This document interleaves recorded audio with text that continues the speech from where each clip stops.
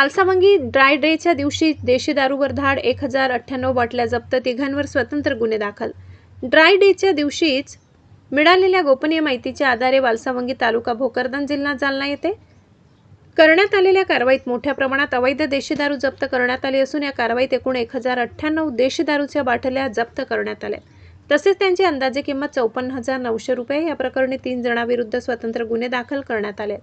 या कारवाई दरम्यान दिगंबर नारायण सुरडकर वय 98 राहणार वालसावंगी यांच्याकडून सखू संत्रा देशी 360 बाटल्या जप्त करण्यात आल्या.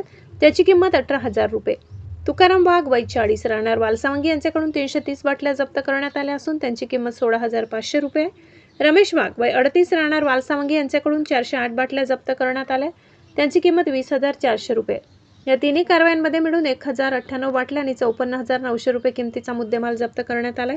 संबंधित आरोपी विरुद्ध कायद्यानुसार 3 स्वतंत्र गुन्हे दाखल करण्यात आले असून पुढील तपास सुरू आहे. ड्राय डेच्या दिवशी कारवाई झाल्याने परिसरात चर्चेला उधाण आले असून अशा बेकायदेशीर धंद्यावर सातत्याने कठोर कारवाई करण्याची मागणी नागरिकांकडून होत आहे, अशी माहिती पारत पोलीस ठाण्याचे सहाय्यक पोलीस निरीक्षक संतोष माने यांनी दिली.